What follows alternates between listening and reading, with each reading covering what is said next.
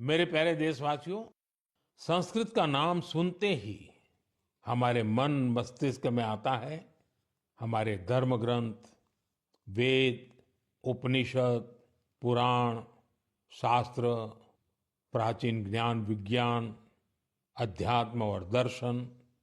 लेकिन एक समय इन सब के साथ साथ संस्कृत बातचीत की भी भाषा थी। उस युग में अध्ययन और शोध संस्कृत में ही किए जाते थे। नाट्य मंचन भी संस्कृत में होते थे। लेकिन दुर्भाग्य से गुलामी के कालखंड में भी और आजादी के बाद भी संस्कृत लगातार उपेक्षा का शिकार हुई। इस वजह से युवा पीढ़ियों में संस्कृत के प्रति आकर्षण भी कम होता चला गया। लेकिन साथियों, अब समय बदल रहा है, तो संस्कृत का भी समय बदल रहा है। संस्कृति और सोशल मीडिया की दुनिया ने संस्कृत को नई प्राणवायु दे दी है। इन दिनों कई युवा संस्कृत को लेकर बहुत रोचक काम कर रहे हैं। आप सोशल मीडिया पर जाएंगे तो आपको ऐसी कई रील्स दिखेगी जहां कई युवा संस्कृत में और संस्कृत के बारे में बात करते दिखाई देंगे। कई लोग तो अपने सोशल मीडिया चैनल के जरिए संस्कृत सिखाते भी हैं।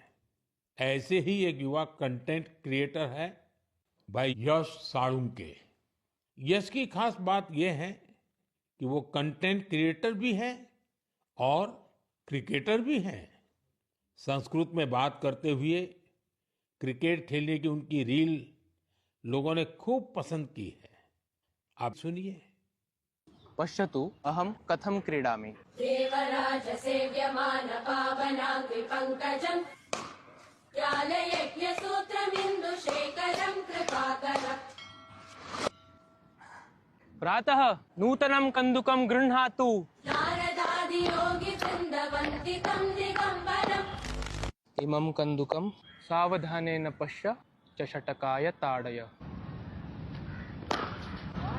आशिकापुराधिनाद कालभैरवं भजे, कालभैरवं भजे। साथियों, कमला और जानवी, इन दो बहनों का काम भी शानदार है।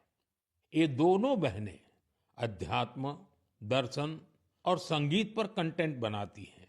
इंस्टाग्राम पर एक और युवा का चैनल है संस्कृत छात्रो अहम। इस चैनल को चलाने वाले युवा साथी संस्कृत से जुड़ी जानकारियां तो देते ही हैं, वो संस्कृत में हास परिहास के वीडियो भी बनाते हैं। युवा संस्कृत में ये वीडियो भी खूब पसंद करते हैं। आप में से कई साथियों ने समष्टि के वीडियोज भी देखे होंगे। समष्टि संस्कृत में अपने गानों को अलग अलग तरह से प्रस्तुत करती है। एक और युवा है भावेश भीमनाथनी। भावेश संस्कृत श्लोकों, आध्यात्मिक दर्शन और सिद्धांतों के बारे में बात करते हैं। साथियों, भाषा किसी भी सभ्यता के मूल्यों और परंपराओं की वाहक होती है। संस्कृत ने ये कर्तव्य हजारों वर्ष तक निभाया है। ये देखना सुखद है कि अब संस्कृत के लिए भी कुछ युवा अपना कर्तव्य निभा रहे हैं।